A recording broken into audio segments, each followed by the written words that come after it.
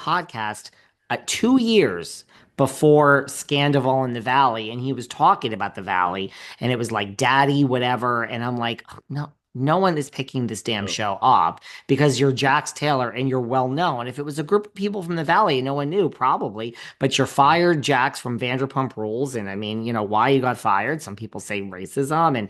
And look, Scandival happened, and I am convinced that that is why the Valley was greenlit. And great, it's a great show, but it's Jax is lucky, and Kristen, it's really hard to come back in a different format. It I agree is. with you. You know why? Because the executives are thinking they're just going to keep comparing you to the old Jax, right? The Jax that's going to talk about I'm addicted to cocaine and then sleeping with the woman, and then now you're married with kids. It's like a whole different dynamic. So they're like, are people going to care? But I think Scandoval helped. I think without Yeah. Scandoval, I don't think it would have gotten picked up. I And don't the think so. other thing is like when the show goes away, it's like Shaw's didn't just go away because of Mike. I mean, if there was a success, huge look, it did great, Shaw's, but in the end, the Right. ratings weren't great. If they were great, we Right. would have just fired Mike and kept the other three and done this. It's like the ratings have slipped. So it's hard for a network to say, even scripted shows do this, like where a show is like on ABC and or it's like on CBS and produced by ABC and it gets canceled and then like the other network picks it up. It's very rare. So it's like Yeah. it's hard to say let's pick up Gigi and Reg and MJ because like they were already there and the ratings weren't great. Doesn't mean it can't be great again. It's just harder. Right. It's harder. It's harder. And also, David, another thing I wanted to say was the ratings in 2020, I feel like Bravo got more ratings. I feel like Shaw's of Sunset, if they were on now and they had the same ratings, I think they would have been fine. But back then, shows were getting 2 million, 2.1. Now they're getting like 900,000. So it's a little different with the ratings. So, Yeah, that's true. It's probably why Jeff has a contract. And even Jeff's show, I do think it's more likely than Shaw's, but even that is not like you get a contract. I mean, until it's filmed and it's we're filming it and there's week after week and it's going forward. It's not definite. Like I don't think Jeff's show is so definite either. I think it's more definite than this thing, but I don't think it's so definite. That's just my right. opinion.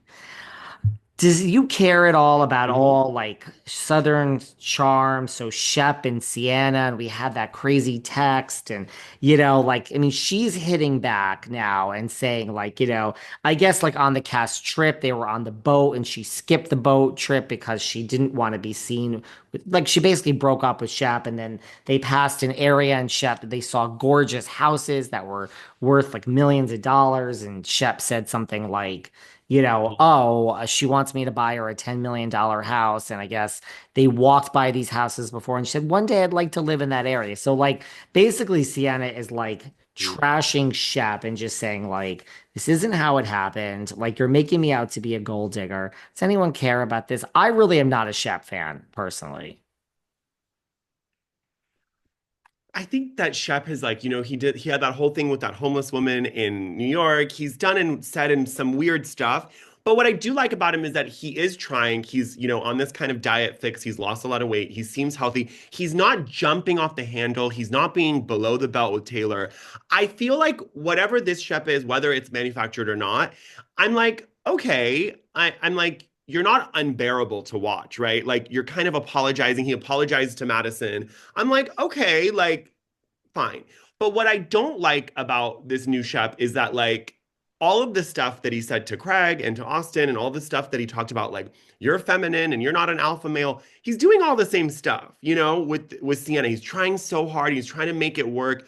But I gotta give him credit I did love when he said, because I love reality TV, as we all know. And I love when people take it seriously. I love when he was like, I wanted to have this conversation with Sienna off camera, but I owe you guys this conversation on camera. I thought that was pretty noble because it doesn't make him look good, to have this conversation on camera at all.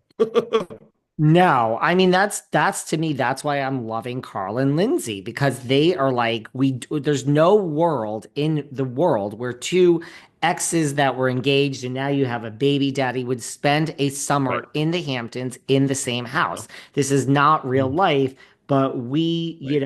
we owe it to we owe it to these people.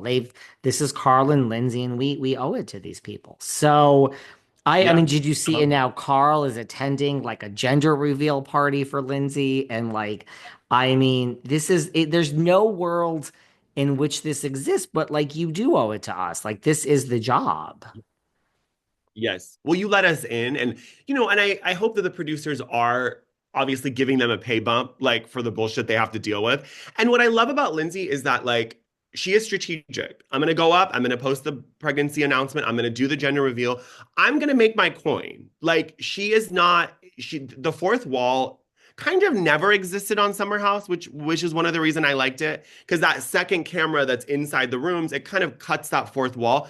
They're a bit more forthcoming because with the whole Sierra and West thing, if it wasn't Summer House, it would have taken 6 or 7 episodes for it to come out. The New York Times article. But it's like, no, let's talk about it now because we don't really have a fourth wall. So I do like that about the show. And another thing with Lindsay that I do like is that she is, even though she is a reality star, she's like, yeah, Turner doesn't want to be on. And maybe like she almost sometimes has moments where she's very lucid, where she's like, okay, maybe this relationship will work because he's not on TV.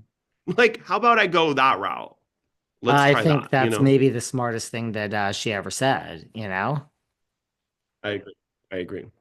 Yeah, but I'm loving Summer House. I mean, I'm less, JT has had some drama on Southern Charm also with his girlfriend Allie and Venita. Venita's basically saying like accusing producers of, false editing. I don't know if you saw this where it's like based on how they're editing it, it makes it seem like she's a homewrecker for him and his new girlfriend Allie.